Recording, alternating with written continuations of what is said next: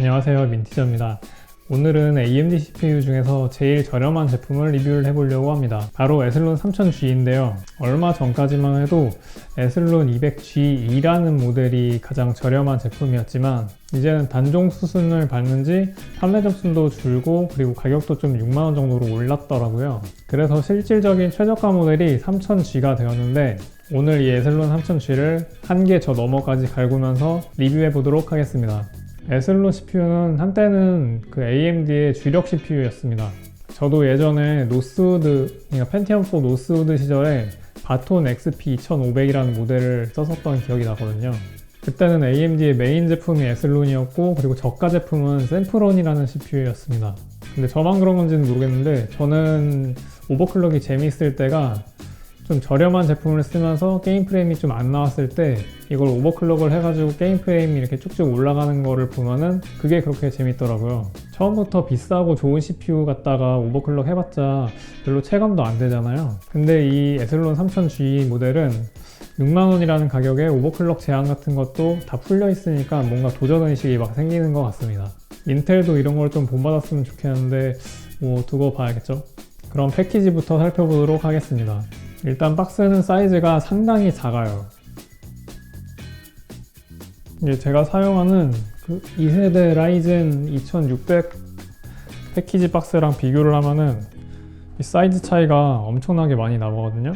같은 AM4 소켓을 사용하는 만큼 CPU 사이즈 자체는 똑같겠지만 아무래도 발열이나 소비 전력 같은 게 굉장히 낮다 보니까 쿨러 사이즈 자체도 상당히 작습니다. 패키지는 뭐 그 카노 미니 2개 정도 겹쳐놓은 정도 사이즈인 것 같아요.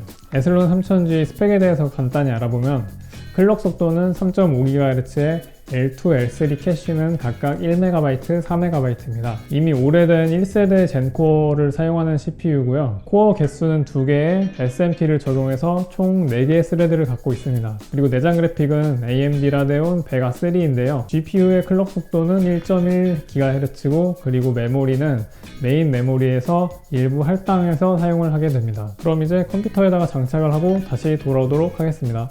화면에다가 테스트 조건을 적어 드릴게요.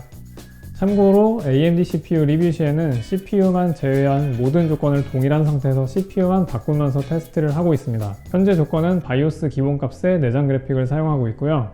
이 상태에서 여러가지 테스트를 해보도록 하겠습니다. 먼저 내장 그래픽으로 테스트를 해보겠습니다. 파스랑 타스를 안 돌리면 섭섭하겠죠? 파스 점수는 1317점, 타스 점수는 479점으로 그래픽 점수가 모두 하위 점수대를 기록을 했습니다. 다음은 시네벤치 릴리즈 20입니다. 865점을 기록해서 역시 2코어 4스레드의 한계를 보여주고 있습니다만 싱글코어 점수는 라이젠 1700X에 약간 못 미치는 점수까지도 보여줍니다. 다음은 7G 맞춤 프로그램 벤치마크입니다. 1375 MIPS 수준으로 라이젠 2600과 비교하면 약 4.4배 정도 차이가 납니다. 다음은 CPUG 벤치마크인데요. 싱글스레드 281점, 멀티스레드 966점으로 역시나 보급형 수준을 보여줍니다. 다음은 게임으로 넘어가 볼게요. 참고로 모든 게임은 항상 그랬듯이 풀 HD 해상도에서 진행이 됩니다. 오버워치는 고급 옵션에 평균 약 39프레임 수준을 보여줍니다. 게임을 하기에는 약간 버거운 느낌이라서 최저업으로도 돌려봤는데요. 최저는 평균 약 56프레임으로 생각보다 괜찮은데 하는 생각이 들었습니다. 다음은 디아블로 3입니다. 옵션은 고급에서 23프레임 수준을 보여줬는데요. 역시나 최저업으로도 돌려봤습니다. 최저업에서는 약 35프레임 수준으로 훨씬 증가하기는 하지만 그래도 게임하기에는 조금 힘든 수준이죠. 다음은 안 돌려보려다가 돌려보는 배틀그라운드입니다.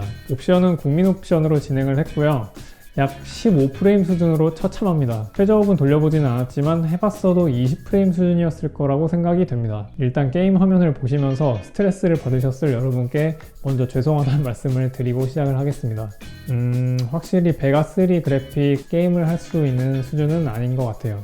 그럼 지금부터는 CPU와 램을 오버클럭을 시켜서 다시 테스트 해보도록 하겠습니다. 참고로 CPU는 4.2GHz까지 부팅은 되었는데요. 안정화 단계에서 계속 실패를 하는 바람에 최종적으로는 전압, CPU 전압 1.45V에 그리고 4GHz 동작 클럭으로 타협을 보았습니다. 그리고 램은 1.4V 전압에서 3200MHz 그리고 램 타이밍은 16, 18, 18, 18, 36으로 오버클럭을 했습니다. 그리고 내장 그래픽도 1.1GHz에서 1.3GHz로 오버클럭을 했는데요. 내장 그래픽에 할당되는 이 메인 램의 용량도 3GHz로 최대치로 설정을 했습니다. 그러면 바로 테스트 결과를 확인해 보도록 하겠습니다. 먼저 파스 점수입니다. 총점 1635점으로 약 300점가량이 올랐는데요. 그래픽 스코어가 오버전 1477점에서 1796점으로 올라간 게 눈에 띄긴 하지만 아직도 게임하기는 힘들어 보이긴 합니다. 타임 스파이 점수 역시 591점으로 올라갔습니다. 다음은 시네벤치 1리즈 20입니다.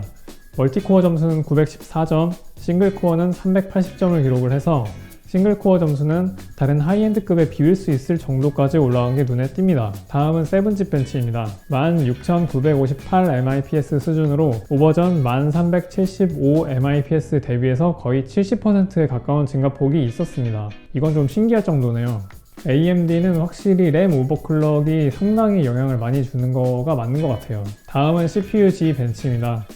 싱글스레드 404점, 멀티스레드 1212점으로 특히나 싱글스레드의 성능 향상이 눈에 들어옵니다. 이 정도면 싱글스레드 위주의 게임에서는 그래픽카드만 달면은 다른 고사양 CPU와 별 차이가 없을 수도 있을 듯 합니다. 이제 게임으로 넘어가 보겠습니다. 해상도는 똑같이 풀 HD로 진행이 되었는데 오버워치에서는 꽤나 높은 상승을 보여줬습니다. 고급 옵션에서는 평균 약 51프레임 수준을 기록을 했고 최저 옵션에서는 무려 68프레임 수준을 보여줘서 이 정도면 게임해도 되겠는데 하는 생각이 들었습니다. 이 정도면 오버전보다 거의 20-30% 상승한 프레임 수치입니다. 다음은 디아블로인데요. 역시 두 가지 옵션으로 확인을 한 결과 높음에서는 약 26프레임, 최저 옵션에서는 약 43프레임을 보여주며 내 눈과 조금 타협을 한다면 최저업으로는 좀 할만하지 않을까 하는 생각이 들었습니다. 마지막으로는 배틀그라운드입니다. 배그는 동일하게 국민옥으로만 진행을 했는데요. 역시 내장 그래픽으로는 오버클럭을 한다고 해도 20프레임 수준밖에 보여주지 못했습니다. 요거는 그냥 재미로 봐주시고요.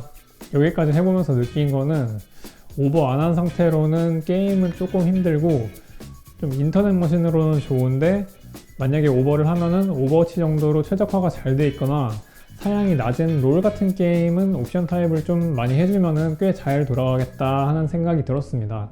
근데 만약 내가 정말 최저 가격으로 게임이 돌아가는 컴퓨터를 만들고 싶다면은 여기에 그래픽카드를 추가해도 나쁘지 않을 것 같아서 GTX 1060 3GB 그래픽카드를 추가해서 테스트를 해봤습니다. 다시 파스 점수입니다. 역시 그래픽카드가 추가가 되니 점수가 8662점으로 훅 올라갔네요. 다만 CPU 성능을 반영하는 피직스 스코어는 동일한 수준입니다. 파스 점수도 역시 3422점으로 훅 올라갔지만 CPU 스코어는 동일 수준이네요. 다음은 시네벤치 릴리즈 20입니다. 뭐 똑같아요. 어차피 시네벤치는 CPU 성능 위주의 벤치마크라서 CPU가 동일하기 때문에 점수도 거의 똑같습니다. 그래도 그래픽카드 추가 전 914점보다는 60점 정도 올라가기는 했네요. 다음은 세븐칩 벤치마크입니다. 17240 MIPS 수준으로 추가 전후 큰 차이를 보이지는 않습니다. 다음은 CPUG 벤치입니다. 싱글스레드 410점, 멀티스레드 1228점을 기록해 역시 오차 범위 안에 있습니다. 혹시 모르시는 분들도 계실까봐 말씀을 드리는데요. 일반적인 유저들의 기준으로 그래픽카드를 추가한다는 거는 그냥 단순히 게임 성능만 더 올라간다 라고 생각을 하시면 됩니다. 그럼 다시 이제 게임으로 알아볼게요. 먼저 오버워치는 높음 옵션에서 대략 평균 125프레임을 보여주고 있습니다. 이제 최저? 그런 거 설정할 필요가 없습니다. 이 정도면 게임하는데 전혀 문제 없죠.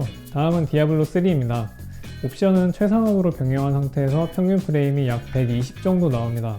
참고로 현재 프레임은 녹화 프로그램을 켜면은 너무 훅 떨어지기 때문에 평균 프레임 위주로 봐주세요. 마지막으로는 배틀그라운드입니다. 동일하게 옵션은 국민옵에서 평균 약 100프레임을 보여주고 있어요. 이 정도면 배그마저도 할만합니다. 옵션 울트라는 힘들겠지만 이 정도면 뭐 게임하는 데는 문제는 없을 것 같아요. 모두 아시겠지만 제가 했던 테스트가 절대적인 거는 아닙니다. 게임마다 상황이라든지 아니면 맵이라든지에 따라서 변동될 수가 있는 부분이지만 최대한 같은 게임에서는 같은 상황에서의 측정치를 반영을 하고 있으니까요. 각 CPU 간의 상대평가라고 생각을 해주시면 좋겠습니다. 참고로 이번 테스트를 하면서 약간 간헐적으로 툭툭 끊어지는 마이크로 스터터링은 저는 개인적으로 경험하지 못했습니다. 이 부분 참고해 주시고요. 아마 많은 분들이 게임할 때는 좋은 CPU를 무조건 써야 된다고 생각을 하실 텐데 그게 뭐 아주 틀린 말은 아니에요. 그렇지만 아무래도 우리들은 예산이 한정이 되어 있다 보니까 최대 효율을 내는 구성으로 컴퓨터를 사야 되는데 배그 국민옵 80프레임이나 아니면 오버워치 높은 옵션으로 100프레임 정도는 에슬론 3000G에다가 GTX 1650 정도로 구성을 해도 문제없이 프레임이 잘 나온다는 거예요. 제가 영상에서는 1060으로 테스트를 하기는 했지만 더 저렴한 1650으로도 그 정도는 문제 없거든요. 물론 오버클럭은 좀 필수인 것 같기는 해요. 특히 램 오버클럭이요. 자, 오늘은 이렇게 실질적으로 AMD에서 나온 가장 싼 CPU인 에슬론 3000G를 리뷰를 해봤는데요. 이 정도로 마무리 해보도록 하고요.